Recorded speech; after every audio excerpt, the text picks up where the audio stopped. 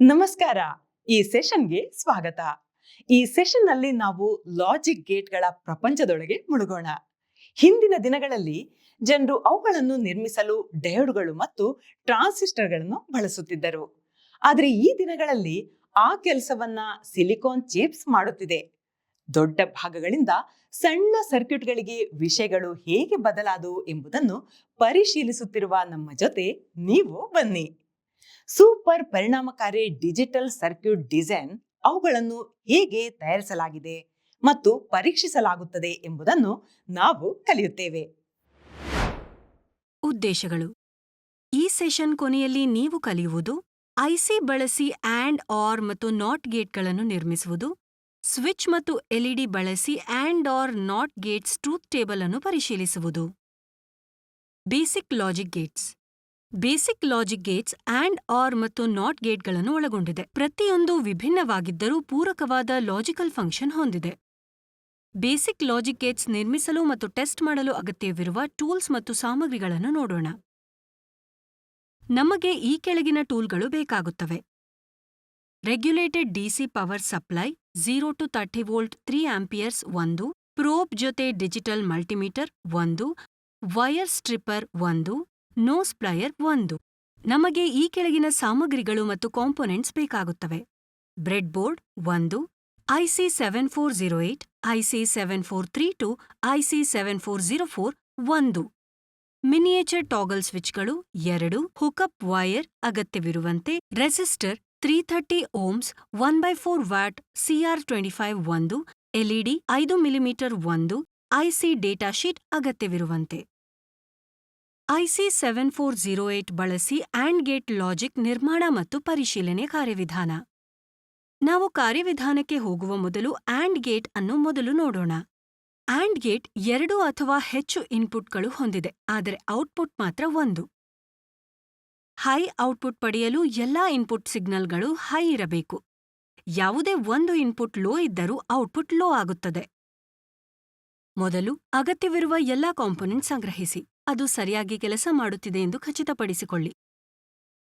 ಇದು ನಿಮ್ಮ 7408 IC, bread board, power supply, toggle switch, resistor ಮತ್ತು ಎಲ್ಇಡಿಗಳನ್ನು ಒಳಗೊಂಡಿದೆ.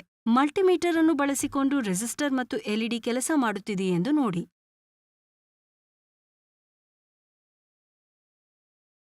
ಎಲ್ಲಾ ವಸ್ತುಗಳು ಸಿಕ್ಕ ನಂತರ ಬ್ರೆಡ್ಬೋರ್ಡ್ನಲ್ಲಿ 14 ಪಿನ್ ಐಸಿಯನ್ನು ದೃಢವಾಗಿ ಮೌಂಟ್ ಮಾಡಿ. ನಿಖರತೆಗಾಗಿ ನೀವು ಸರ್ಕ್ಯೂಟ್ ಡಯಾಗ್ರಾಮ್ ಕೂಡ ನೋಡಬಹುದು. ಸುರಕ್ಷತಾ ಸಲಹೆ: ಐಸಿಯನ್ನು ಎಚ್ಚರಿಕೆಯಿಂದ ಹಿಡಿಯಿರಿ, ಇದರಿಂದ ನೀವು ಬ್ರೆಡ್ಬೋರ್ಡಲ್ಲಿ ಮೌಂಟ್ ಮಾಡುವಾಗ ಪಿನ್ಗಳು ಬೆಂಡ್ ಆಗುವುದನ್ನು ತಪ್ಪಿಸಬಹುದು. ಡಿಸಿ ಪವರ್ ಸಪ್ಲೈಯನ್ನು +5 ವೋಲ್ಟ್ಗೆ ಹೊಂದಿಸಿ. ಪವರ್ ಸಪ್ಲೈಯಿಂದ ಬ್ರೆಡ್ಬೋರ್ಡ್ಗೆ ಲಿಂಕ್ ಮಾಡುವ ವೈರ್ ಕನೆಕ್ಟ್ ಮಾಡಿ.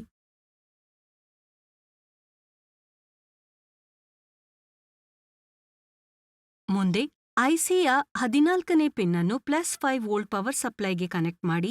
ಇದು ನಿಮ್ಮ ವಿಸಿಸಿ, ಐಸಿಯ ಲೈಫ್ ಬ್ಲಡ್. ನಂತರ ಪಿನ್ 7 ಗ್ರೌಂಡ್ಗೆ ಕನೆಕ್ಟ್ ಆಗಿರುವಂತೆ ನೋಡಿ. ಈ ಕನೆಕ್ಷನ್ಸ್ ಅಗತ್ಯವಿರುವ ಪವರ್ ಒದಗಿಸಲು ನಿಮ್ಮ ಸರ್ಕ್ಯೂಟ್ಗೆ ಕಾಮನ್ ರೆಫರೆನ್ಸ್ ಸ್ಥಾಪಿಸಲು ಅಗತ್ಯ. ಟಾಗಲ್ ಸ್ವಿಚ್ಗಳ 2 ಟರ್ಮಿನಲ್ಗಳನ್ನು ಪವರ್ ಸೋರ್ಸ್ ಮತ್ತು ಗ್ರೌಂಡ್ಗೆ ಕನೆಕ್ಟ್ ಮಾಡಿ.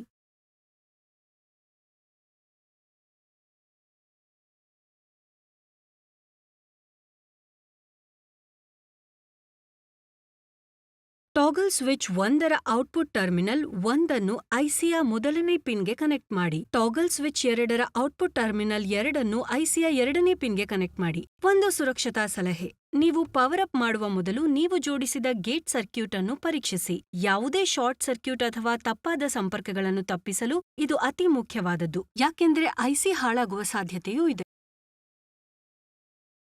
ಐಸಿ ಔಟ್ಪುಟ್ ಪಿನ್ 3ಕ್ಕೆ ರೆಸಿಸ್ಟರ್ ಅನ್ನು ಕನೆಕ್ಟ್ ಮಾಡಿ. ಇದು ಎಲ್ಇಡಿಗೆ ಕರೆಂಟ್ ಹರಿವು ಮಿತಿಗೊಳಿಸಿ ಅದನ್ನು ಸುಡುವುದರಿಂದ ರಕ್ಷಿಸುತ್ತದೆ. ಈಗ ಎಲ್ಇಡಿಯ ಆನೋಡ್ ಅನ್ನು ರೆಸಿಸ್ಟರ್ ಫ್ರೀ ಎಂಡ್ಗೆ ಕನೆಕ್ಟ್ ಮಾಡಿ. ನಂತರ ಕ್ಯಾಥೋಡ್ ಅನ್ನು ಗ್ರೌಂಡ್ಗೆ ಕನೆಕ್ಟ್ ಮಾಡಿ. ಇದು ನಮ್ಮ ಆಂಡ್ ಗೇಟ್ ಔಟ್ಪುಟ್ ಸ್ಪಷ್ಟವಾಗಿ ನೋಡಲು ಸಹಾಯ ಮಾಡುತ್ತದೆ. ಎಲ್ಲವನ್ನೂ ಪರಿಶೀಲಿಸಿದ ನಂತರ 5 ವೋಲ್ಟ್ ಡಿಸಿ ಸಪ್ಲೈ ಆನ್ ಮಾಡಿ. ಟಾಗಲ್ ಸ್ವಿಚಸ್ S1 ಮತ್ತು S2 ಲೋ ಸ್ಟೇಟಲ್ ಇವೆಯೇ ಎಂದು ನೋಡಿ. ಇದು 0-0 ಕಾಂಬಿನೇಷನ್ ಸೂಚಿಸುತ್ತದೆ. ಇದಕ್ಕೆ ನಾವು ಎಲ್ಇಡಿಯನ್ನು ನೋಡೋಣ. ಅದು ಆನ್ ಆಗಿಲ್ಲ. ಈಗ ಸ್ವಿಚ್ಗಳನ್ನು 0-1 ಕಾಂಬಿನೇಷನ್ಗೆ ಟಾಗಲ್ ಮಾಡಿ. ಎಲ್ಇಡಿ ನೋಡಿ, ಇದು ಇನ್ನೂ ಆನ್ ಆಗಿಲ್ಲ. ಈಗ ಸ್ವಿಚ್ಗಳನ್ನು 1-0 ಕಾಂಬಿನೇಷನ್ಗೆ ಟಾಗಲ್ ಮಾಡಿ. ಔಟ್ಪುಟ್ ಸ್ಟೇಟ್ನಲ್ಲಿ ಯಾವುದೇ ಬದಲಾವಣೆ ಇಲ್ಲ. ಎಲ್ಇಡಿ ಆನ್ ಆಗಿಲ್ಲ. ಕೊನೆಗೆ ಸ್ವಿಚ್ಗಳನ್ನು 1-1 ಕಾಂಬಿನೇಷನ್ಗೆ ಟಾಗಲ್ ಮಾಡಿ. ಔಟ್ಪುಟ್ನಲ್ಲಿ ಎಲ್ಇಡಿ ಆನ್ ಆಗಿರುವುದನ್ನು ನೀವು ನೋಡಬಹುದು. ಐಸಿ 7432 ಬಳಸಿಕೊಂಡು ಆರ್ ಗೇಟ್ ಲಾಜಿಕ್ ನಿರ್ಮಾಣ ಮತ್ತು ಪರಿಶೀಲನೆ. ನಾವು ಕಾರ್ಯವಿಧಾನಕ್ಕೆ ಹೋಗುವ ಮೊದಲು ಆರ್ ಗೇಟ್ ಅನ್ನು ನೋಡೋಣ.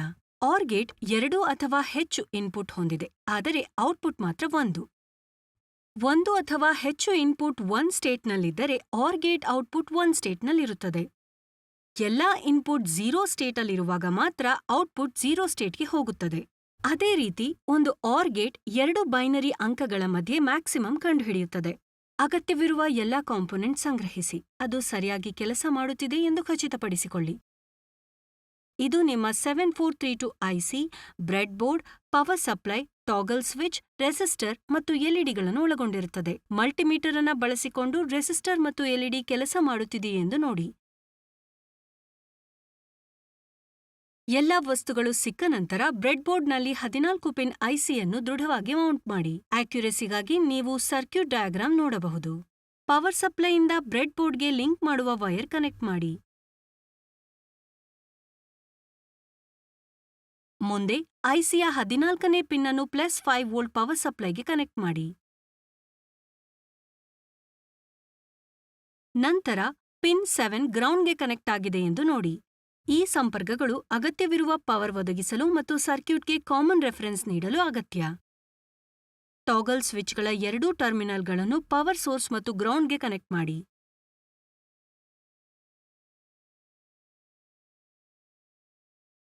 ಮುಂದೆ ಟಾಗಲ್ ಸ್ವಿಚ್ S1 ಅನ್ನು ಪಿನ್ 1ಗೆ ಮತ್ತು S2 ಅನ್ನು ಪಿನ್ 2ಗೆ ಕನೆಕ್ಟ್ ಮಾಡಿ. ಐಸಿಯ ಔಟ್ಪುಟ್ ಪಿನ್ 3ಕ್ಕೆ ರೆಸಿಸ್ಟರ್ ಕನೆಕ್ಟ್ ಮಾಡಿ. ಇದು ಎಲ್ಇಡಿಗೆ ಕರೆಂಟ್ ಹರಿವು ಮಿತಿಗೊಳಿಸಿ ಅದನ್ನು ಸುಡೋದ್ರಿಂದ ರಕ್ಷಿಸುತ್ತದೆ. ಈಗ ಎಲ್ಇಡಿಯ ಆನೋಡ್ ಅನ್ನು ರೆಸಿಸ್ಟರ್ ಫ್ರೀ ಎಂಡ್ಗೆ ಮತ್ತು ಕ್ಯಾಥೋಡ್ ಅನ್ನು ಗ್ರೌಂಡ್ಗೆ ಕನೆಕ್ಟ್ ಮಾಡಿ.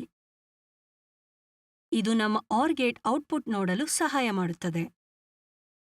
ಎಲ್ಲವನ್ನೂ ಪರಿಶೀಲಿಸಿದ ನಂತರ 5 ವೋಲ್ಟ್ ಡಿಸಿ ಸಪ್ಲೈ ಆನ್ ಮಾಡಿ. ಟಾಗಲ್ ಸ್ವಿಚ್ಗಳು S1 ಮತ್ತು S2 ಲೋ ಸ್ಟೇಟ್ನಲ್ಲಿವೆ ಎಂದು ನೋಡಿ.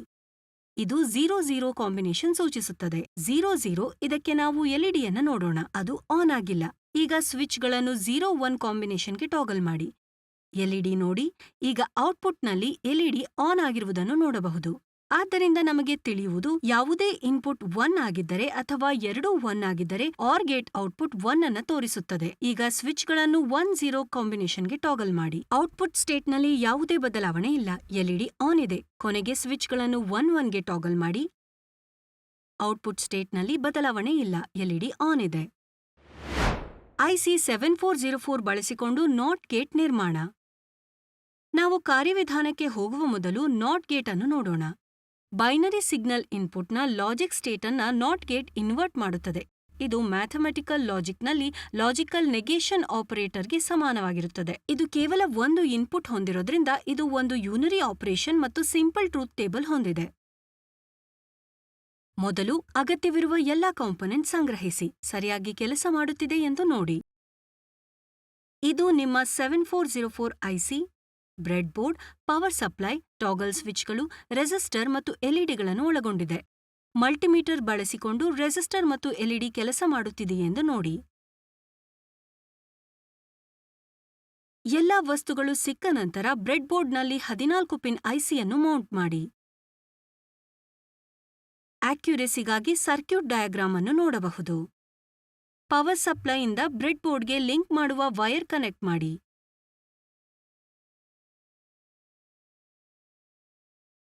ಮುಂದೆ ಐಸಿಯ 14ನೇ ಪಿನ್ ಅನ್ನು +5 ವೋಲ್ಟ್ ಪವರ್ ಸಪ್ಲೈಗೆ ಕನೆಕ್ಟ್ ಮಾಡಿ. ನಂತರ ಪಿನ್ 7 ಗ್ರೌಂಡ್ಗೆ ಕನೆಕ್ಟ್ ಆಗಿದೆ ಎಂದು ನೋಡಿ. ಈ ಸಂಪರ್ಕಗಳು ಅಗತ್ಯವಿರುವ ಪವರ್ ಸಪ್ಲೈ ಒದಗಿಸಲು ಸರ್ಕ್ಯೂಟ್ಗೆ ಸಹಾಯ ಮಾಡುತ್ತದೆ. ಟಾಗಲ್ ಸ್ವಿಚ್ಗಳ 2 ಟರ್ಮಿನಲ್ಗಳನ್ನು ಪವರ್ ಸೋರ್ಸ್ ಮತ್ತು ಗ್ರೌಂಡ್ಗೆ ಕನೆಕ್ಟ್ ಮಾಡಿ. ಟಾಗಲ್ ಸ್ವಿಚ್ S1 ಅನ್ನು ಇನ್ಪುಟ್ ಪಿನ್ 1ಗೆ ಕನೆಕ್ಟ್ ಮಾಡಿ. ಐಸಿಯ ಔಟ್ಪುಟ್ ಪಿನ್ 2ಕ್ಕೆ ರೆಸಿಸ್ಟರ್ ಕನೆಕ್ಟ್ ಮಾಡಿ. ಇದು ಎಲ್ಇಡಿಗೆ ಕರೆಂಟ್ ಹರಿವು ಮಿತಿಗೊಳಿಸಿ ಅದು ಸುಡುವುದರಿಂದ ರಕ್ಷಿಸುತ್ತದೆ. ಮುಂದೆ ಎಲ್ಇಡಿಯ ಆನೋಡ್ ಅನ್ನು ರೆಸಿಸ್ಟರ್ನ ಫ್ರೀ ಎಂಡ್ಗೆ ಮತ್ತು ಕ್ಯಾಥೋಡ್ ಅನ್ನು ಗ್ರೌಂಡ್ಗೆ ಕನೆಕ್ಟ್ ಮಾಡಿ. ಇದು ನಮ್ಮ ನಾಟ್ ಗೇಟ್ ಔಟ್ಪುಟ್ ಸ್ಪಷ್ಟವಾಗಿ ನೋಡಲು ಸಹಾಯ ಮಾಡುತ್ತದೆ.